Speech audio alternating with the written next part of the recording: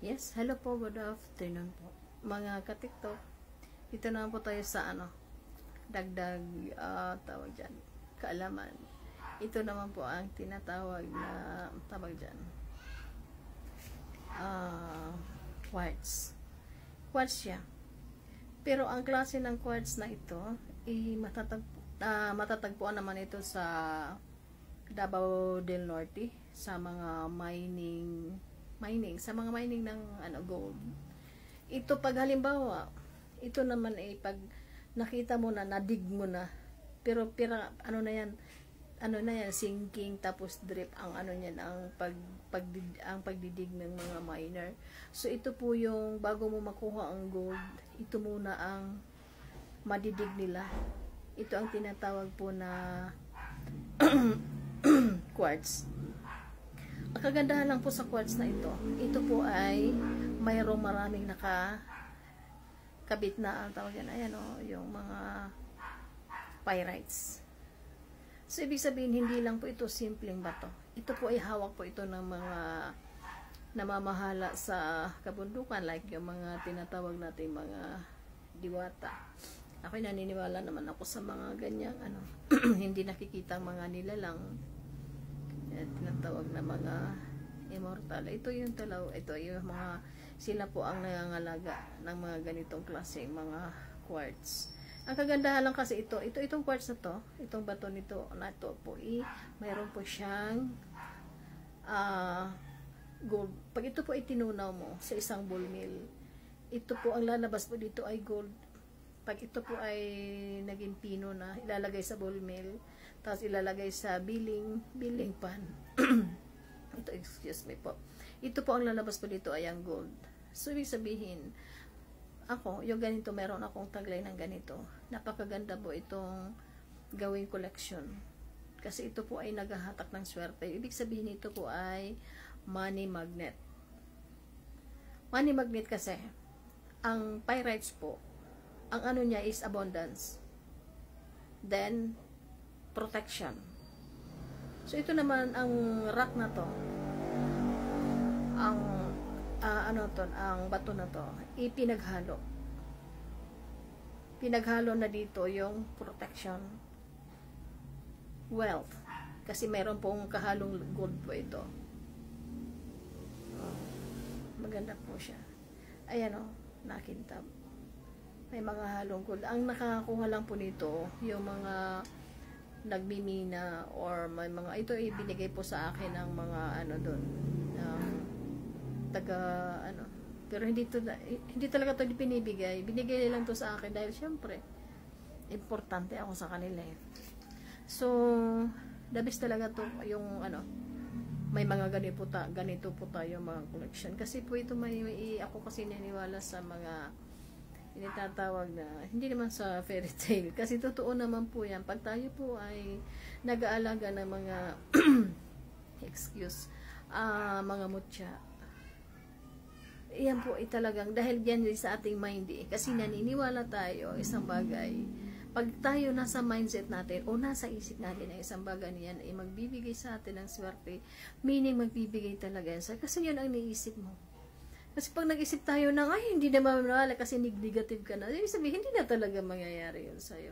Ako kasi kasi akong positive. That's why marami akong mga collection ng mga ganitong klase, mga charm. Ito kasi pinakadabis ito Mayroon siyang pyrites. Siya? Ito yung tinatawag, kung natin, kung isa-search natin sa Google. Ang pyrites kasi is money magnet talaga siya. Sabihin, magbibigay siya ng charm. Ako naman, syempre naniniwala sa mga ganito. So, kinip ko siya. At ako po ay nagpapasalamat doon sa nagbigay sa akin dahil alam niya kasi gustong-gusto ko to. Kahit man ayaw niyang ibigay, syempre, ibigay niya sa akin. Kasi nga sabi niya, ang inisip niya daw, ay, gustong-gusto to ni ako nga. Yun. Nung malasing, sabi, bigay mo yun yung bato. Yun, binigay sa'yo. Ito yung naging akin. Ito yung ingatan ko po. Yung mga ganito kasi, hindi to basta-basta po nakukuha. Alam mo ba kung ilang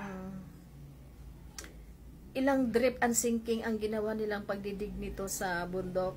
Napakalalim bago mo ito makuha. Ito po ang tinatawag na sign of gold, yung tinatawag na bina. So diyan po nakatira ang mga gold na ginagawang na pinapabulmil ng mga tao, then pagkatapos nire-refine, i-deliver na nila yan sa central bank o kung saan sa ang mga industries na o business firm na pwedeng ibenta yung mga nakuha nilang mga gold.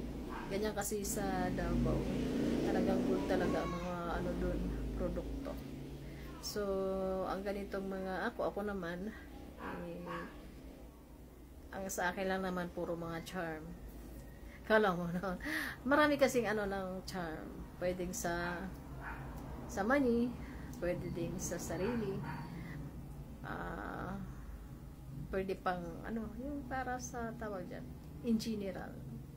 So, ibig sabihin, charming ka na sa money, charming ka na as one, as a whole. So, para sa akin, yung bato na to, hindi lang ito para sa akin, talagang inaano ko to, tini-study ko talaga siya sa mga spiritual na mga anong tawag dyan, mga stones. Nakita ko talaga doon kung ano ang ano na pyrites at saka yung itong klaseng bato. At ito po, tingnan naman, oh, may mga ano talagang nag-glitters.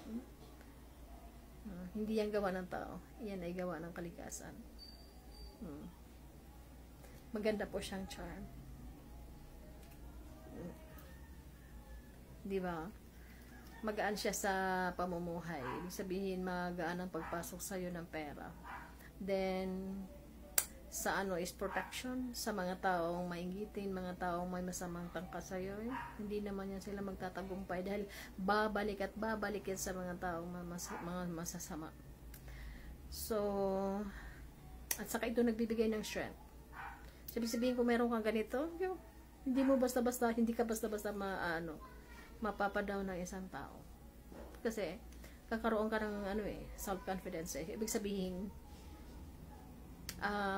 magiging matayog paningin mo sa sarili mo. Hindi naman sa magiging mayabang ka. What I mean is, magiging na ibig sabihin, hindi ka basta-basta mailo-lockdown ng kapwa mo. So, ito po ang ang taglay ng bato na to. Yung quartz na to na merong pyrites, na merong gold. So, sa mga ganun, kung may mga kakilala kayo na punta ng mga mining, di maghingi din kayo ng mga stones. Kasi yung mga stones na hindi naman yan nandito sa earth para dekorasyon lang. May mga meaning po yan. I-ano nyo lang po sa Google. Google nyo po, ano meaning ng mga klase mga bato. Kasi meron akong rock identifier. So, pag nakadampot ako ng rock, or anong klase mga stones, yung mga gems yan, inaano ko kaagad yan. That's why alam ko kung anong klaseng stones yan.